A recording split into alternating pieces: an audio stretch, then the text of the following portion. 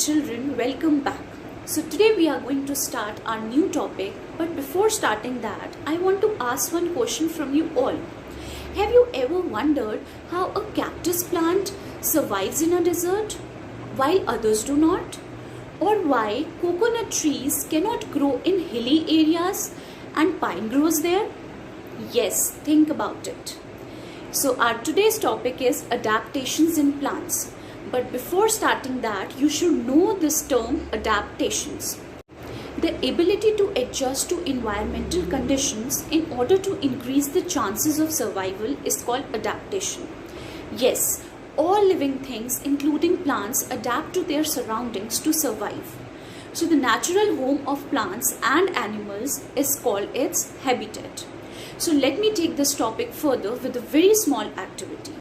Take a bowl of cold water and dip your fingers in it for around 15 minutes. You will observe that the skin of your fingers will start getting wrinkled. Why don't the leaves of aquatic plants get wrinkled?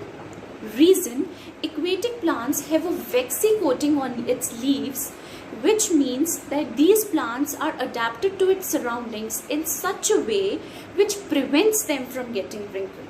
So let us learn about these plants in detail. Now let us learn about the different types of plants on the basis of their habitat. So there are two categories: aquatic plants and terrestrial plants.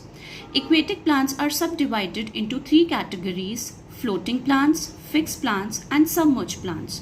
So first let us discuss about aquatic plants. These plants are able to float on water. They have adapted their lightweight bodies such that they float easily. They have spongy bodies filled with air. Some examples of floating plants are water hyacinth and duckweed. Now let us see about submerged plants. Submerged plants, another name of submerged plants is underwater plants. They need to adapt to stay and breathe underwater. They have tiny divided ribbon-like leaves. The leaves have no stomata or breathing pores. These plants breathe through their body surface. Some examples of submerged plants are hydrilla and tape grass. Third category, fixed plants. The roots of these plants are fixed. They need to adapt their broad and flat leaves to get enough air and sunlight for making food. Lotus and water lily are some examples of fixed plants. Now let us learn about terrestrial plants.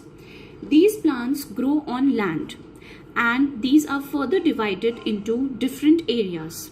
Plants in plain area, plants in marshy area, plants in desert area, plants in hilly area, plants in grasslands and plants in coastal area. Now first let us learn about the plants that grow in plain areas. The plains have a moderate climate. It is neither too hot nor too cold, and there is sufficient rainfall. Neem tree and mango tree are some examples of plants that grow in plain areas.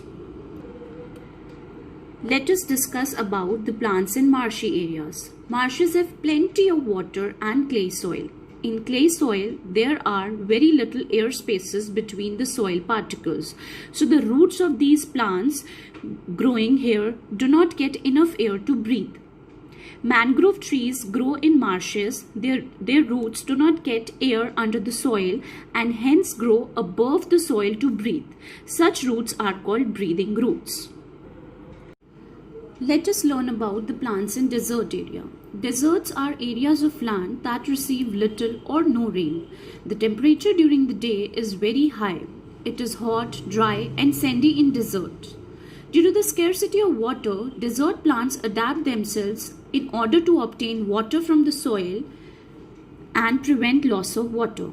For example, cactus plant shows the following adaptations. It stores water in its thick green stem. It uses the stored water when there is no rain. The roots of the cactus plants are spread out wide and deep to absorb as much water as possible from the soil. Now let us learn about the plants in hilly area.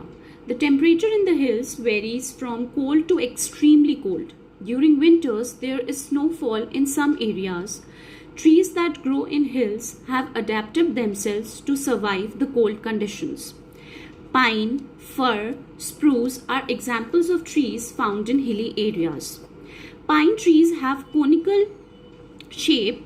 You have learned in earlier classes that houses in the hills have sloping roofs. Do you remember why? Yes, the conical shape of a pine tree helps the snow to slip off its branches easily. Now let us learn about some insectivorous plants. Some flowering plants have evolved a method of capturing and digesting the bodies of insects. Venus flytrap and pitcher plant are examples of such plants. When triggered by an insect, the leaf plate of a Venus flytrap plant folds. The leaves snap shut, trapping the insects and gradually digest them. Pitcher plants have pitcher traps at the tips of their leaves to trap the insects. So children, kindly read your chapter. Till then, stay safe.